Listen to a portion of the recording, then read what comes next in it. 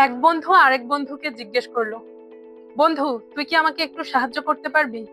বন্ধু হেসে উত্তর করলো, yes, I can help you, but I must leave in 10 minutes.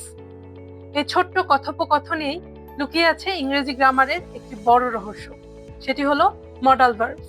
আজকের ভিডিওতে আমরা জানবো মডাল ভার্বস অথবা মডাল অক্সিলারিজ কি এবং বাক্যে কিভাবে ব্যবহৃত হয়। তো চলুন শুরু করি।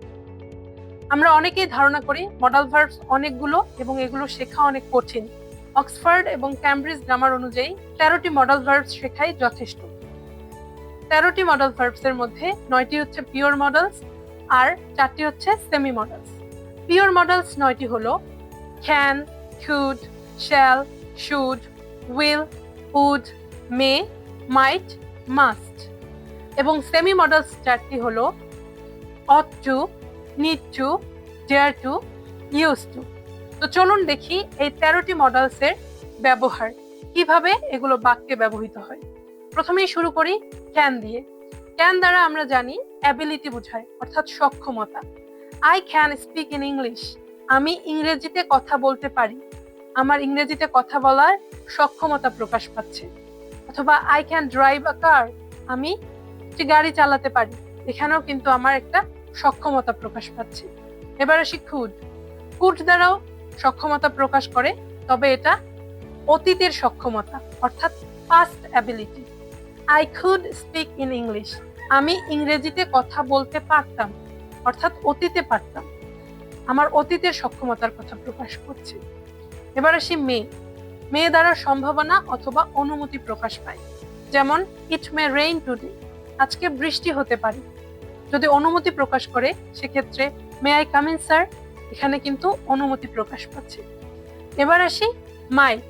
মাইট দ্বারা লেস সার্টেনিটি প্রকাশ পায়, যেমন it might rain today. Will. Will দ্বারা ফিউচার টেন্স অথবা ফিউচার সার্টেনিটি প্রকাশ পায়, যেমন I will call you tomorrow. Would. Would দ্বারা পাস্ট সার্টেনিটি প্রকাশ পায়, যেমন শি উড ভিজিট জাপান। অথবা পোলাইটলি কোনো প্রশ্ন করতে আমরা উড ব্যবহার করে থাকি, যেমন would you mind giving me the glass of water. এখানে কিন্তু উড দ্বারা একটা পোলাইটনেস প্রকাশ পাচ্ছে। যখন আমরা পোলাইটলি কোনো কিছু জিজ্ঞেস করব কাউকে, তখন আমরা উড ব্যবহার করব। শ্যাল দ্বারা ভবিষ্যতের কোনো ইচ্ছা বা অনুমতি খুব ফর্মাল ওয়েতে প্রকাশ পায়, যেমন shall we go, we shall overcome. এবার শুড। শুড দ্বারা অ্যাডভাইস বোঝানো হয়, অর্থাৎ আদেশ বা উপদেশ। You should study hard, you should not go there. সব শেষে মাস্ট। মাস্ট দ্বারা ম্যান্ডাটরি অব্লিগেশনস বোঝানো হয়ে থাকে, যেমন you must join the classes everyday, তোমার অবশ্যই প্রতিদিন ক্লাসে যাওয়া উচিত। এখানে কিন্তু মাস্ট দ্বারা একটা ম্যান্ডাটরি অব্লিগেশনস বোঝাচ্ছে। এই হলো 9টি কোর অথবা পিওর মডেলস এর ব্যবহার। এবার চলুন দেখি সেমি মডেলস গুলো কিভাবে ব্যবহৃত হয়। ought to। ought to খানিকটা শুডের মতোই, তবে এটা একটু less formal. You ought to respect your parents, তোমার বাবা মাকে সম্মান করা উচিত। এবার আসি নিড টু। নিড টু দ্বারা কোনো কিছুর প্রয়োজনীয়তা বোঝায়, যেমন I need to complete the task, আমার কাজটি শেষ করা প্রয়োজন। Dare two. ডেয়ার টু দ্বারা সাহস করে কিছু করাকে বোঝায়, বিশেষ করে নেগেটিভ বা ইন্টারোগেটিভ সেন্টেন্স, যেমন he doesn't dare to speak before audience.